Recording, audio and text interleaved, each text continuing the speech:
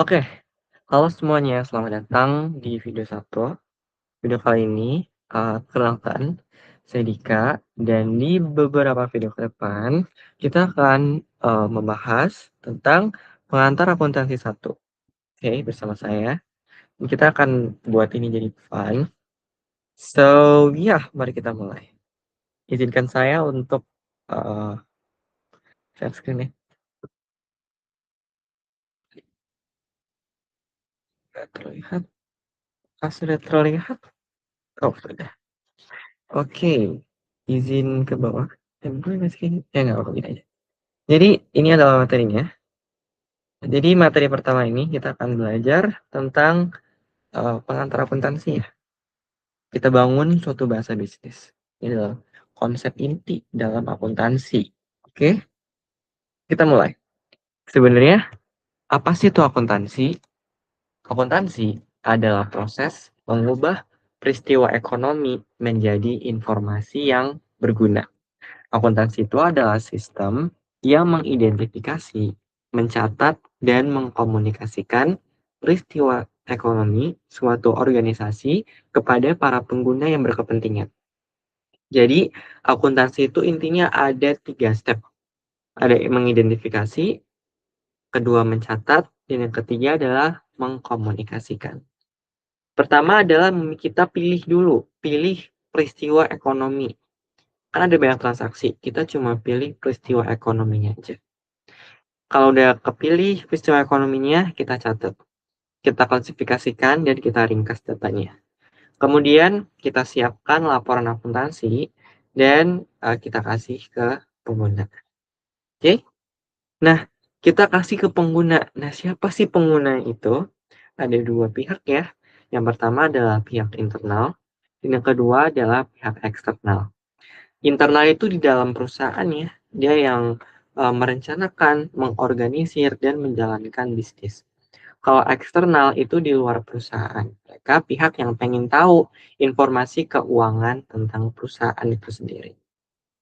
Contohnya kalau internal, mereka contohnya kayak manajemen, keuangan, SDM. Dan eksternal ada investor dan ada kreditor. Nah, mereka semua itu pengen tahu jawaban dari pertanyaan-pertanyaan mereka, dan jawaban dari pertanyaan mereka itu bisa dijawab dengan menggunakan data akuntansi atau kita kenal dengan laporan keuangan. Nah, di dalam akuntansi, etika dalam akuntansi itu sangat penting ya, karena laporan keuangan itu ya sangat bergantung pada etis yang sehat. Tanpa kepercayaan atau trust, informasi akuntansi itu yang nggak berguna gitu.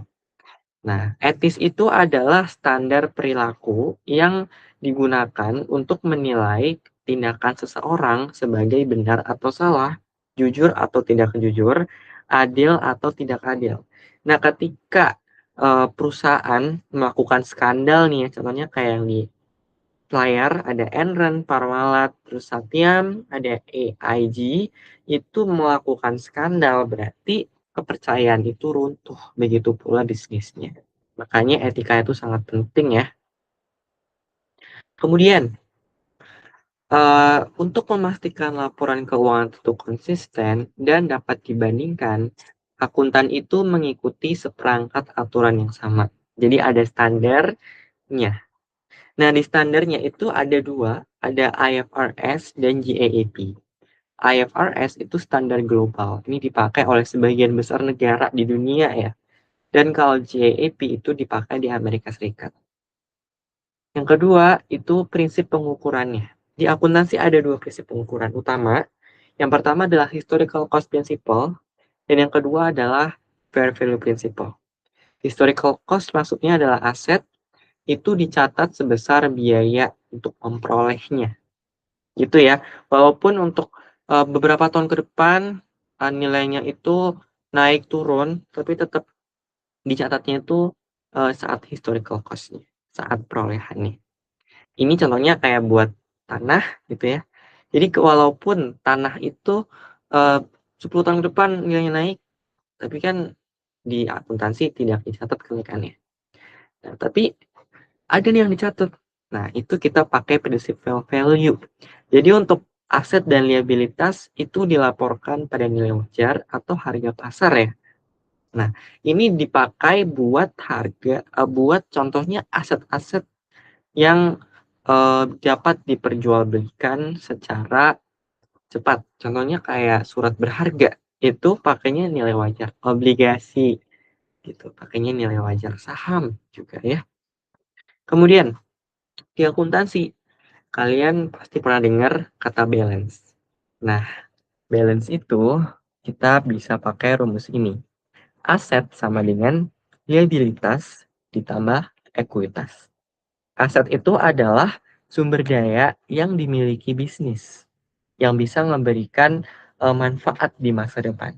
Contohnya kayak terus peralatan sama persediaan. Liabilitas itu adalah klaim kreditur terhadap aset. Nah, kalau kita ngutang, kita punya kewajiban buat bayar utang kita ke pihak lain, itu namanya liabilitas. Kayak utang usaha atau utang gaji. Terus ada ekuitas. Ekuitas itu adalah klaim kepemilikan atas total aset. Contohnya kayak modal saham atau laba ditahan. Ini buat di korporasi gitu. Jadi dengan adanya PDA ini itu bisa menyediakan suatu kerangka dasar untuk mencatat dan meringkas peristiwa ekonomi ini jadi suatu standar atau tata bahasanya. Kemudian di ekuitas itu ada dibagi-bagi lagi. Ini khusus di korporasi ya. Kalau di korporasi atau di PT itu ada dua, dibagi jadi dua, modal saham sama laba ditahan. Oke. Yang pertama ada modal saham. Jadi modal saham itu adalah total jumlah yang disetorkan oleh pemegang saham untuk saham biasa yang mereka beli. Jadi perusahaan itu ngejual sahamnya ke pihak lain dan ada pihak lain itu beli saham itu. Nah, itu merupakan ekuitas mereka. Oke. Kemudian ada laba ditahan. Laba ditahan itu adalah laba bersih yang ditahan dalam perusahaan. Misal, perusahaan itu laba, tapi nggak dibagi ke pemegang saham. Jadi ditaruh di perusahaan aja buat menjalankan bisnisnya lagi. Diputar lagi gitu. Itu namanya laba ditahan. Laba ditahan itu sumbernya dari pendapatan. Ya, pendapatan. Oke. Tapi dikurangin sama beban. Biaya-biaya apa sih yang dibutuhkan untuk menjalankan suatu bisnis? Kemudian dikurangin sama dividen.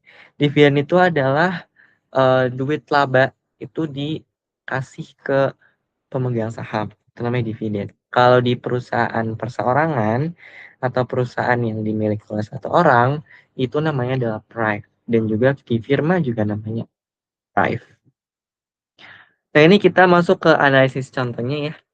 Ini kita analisis contoh yang pertama. Ingat, setiap transaksi itu harus seimbang dan punya efek ganda. Satu transaksi itu minimal mempengaruhi dua dua akun. Oke. Yang pertama ini investasi dari pemegang saham. Contohnya ini kayak pemilik menginvestasikan $15.000 untuk ditukar dengan saham biasa. Jadi kasnya bertambah 15.000 di sisi aset, sisi kiri, sisi kanan ekuitas juga bertambah 15.000. Jadi seimbang ya kiri kanan gitu. Contoh yang kedua, perusahaan itu ngebeli peralatan komputer seharga 7.000 secara tunai. Berarti karena dia tunai berarti duitnya berkurang ya buat beli komputer. Terus peralatannya bertambah komputer sebesar 7.000 sisi kiri. Nah, ini juga bisa dipakai. Dan ingat juga sisi kiri sama sisi kanan itu harus seimbang. Dan kenapa dia boleh cuma sisi kiri doang? Karena ingat syaratnya adalah efek ganda. Efek ganda itu bukan berarti harus kiri sama kanan, tapi minimal ada dua akun. Ini ada akun kas dan akun peralatan. Nah, ini cuma berubah bentuk aja, tapi nilainya tetap sama. Kiri 15.000, kanan 15.000. Kemudian, ini transaksi pendapatan sama beban. Contoh 1, menerima kas 1.200 dari pelanggan untuk jasa yang telah diberikan. Berarti kas duit terima masuk 1.200, sisi ekuitas di return earning itu bertambah 1.200 juga. Jadi seimbang ya, kiri bertambah, kanan bertambah sebesar 1.200. Kemudian perusahaan juga membayar beban tunai untuk sewa kantor, beban gaji, beban utilitas. Nah, kalau dijumlahin totalnya adalah 1.700. Berarti duit itu berkurang 1.700, sisi aset ya. Sisi kanan, sisi laba ditahan itu juga ada beban 1.700. Ingat, beban itu tadi mengurangi laba ditahan. Jadi nanti sisi kanan itu akan berkurang, minus. Jadi sama-sama minus ya kiri kanan. Kemudian kita udah tahu nih ada kerangkanya tadi, terus ada tata bahasanya juga. Nah, terus setelah tadi kita analisis, kita ringkas nih. Setelah diringkas, perusahaan itu menyiapkan ada 5 laporan keuangan utama. Sebenarnya ada 4 sih, ada 3 sebenarnya. Cuma di sini kita perlu tahu ada 5 jenis ya. Ada laba rugi, ada laba ditahan, ada posisi keuangan, ada arus kas, dan ada CALK. Ada penghasilan komprehensif. Nah, tapi yang paling sering disajikan di dalam laporan keuangan itu adalah posisi keuangan, arus kas, sama komprehensif, penghasilan komprehensif. Atau income statement, gitu. Jadi untuk laba ditahan itu biasanya tidak disajikan. Oke, itu adalah laporannya. Nah, itu jangan lupa, setiap laporan itu terhubung. Contohnya adalah laporan laba rugi. Itu menghasilkan laba bersih. Ternyata perusahaan itu masuk laba bersih sebesar 2.750. Nah, laba bersih itu kita masukin ke dalam laporan return earning. Ya, 2.750. Oke. Dan setelah dihitung-hitung, ternyata saldo akhir laba ditahan itu sebesar 1.450. Terus dari laba ditahan itu kita masukin ke dalam sisi posisi keuangan di return earning-nya 1.450. Jadi setiap laporan itu memberikan informasi untuk laporan berikutnya. Jadi mereka itu menceritakan sebuah kisah yang terpadu. Jadi nggak kepisah-pisah. Jadi nyambung ya, dari awal kita analisis transaksi sampai ke jadi laporan itu semuanya nyambung. Terus laporan laba rugi itu ngasih tahu kita seberapa untung si bisnis selama periode tertentu. Rumusnya gampang, pendapatan dikurangin beban, ketemulah laba bersih. Terus laporan posisi keuangan itu adalah apa yang dimiliki dan dari mana sih sumber itu. Ini adalah potret kondisi keuangan dari suatu perusahaan. Kita bisa ngeliat loh, utang perusahaan itu berapa sih, gitu. Atau dari mana sih asal aset ini? Contohnya aset itu 18.050. Itu asalnya dari mana? Ternyata asalnya itu perusahaan ngutang 1.600 dan juga ada setoran modal 16.450 dari ekuitas, ataupun juga ada laba ditahan juga masuk ke situ ya. Jadi ingat, sisi kiri, sisi kanan itu harus seimbang. Di situ sebesar 18.050. Nah, jadi kita bisa summary ya, ada siklus informasi di akuntansi, ada siklusnya. Yang pertama dari peristiwa ekonomi itu terjadi. Habis itu diidentifikasi, dicatat dengan prinsip-prinsip yang udah kita bahas dan juga dengan tata bahasa atau persamaan tadi. Kemudian jangan lupa dipastikan kalau semuanya itu seimbang sampai laporan itu seimbang. Jadi siapin laporan itu harus seimbang. Dan juga setelah jadi laporan itu kita kasihlah ke user. Nah, untuk apa? Untuk mereka itu bisa ngambil keputusan. Jadi kesimpulannya akuntansi itu ngubah data mentah transaksi dari aktivitas bisnis. Jadi informasi yang terstruktur yang berguna itu buat keputusan-keputusan si user. Jadi kita paham akuntansi, kita paham bisnis.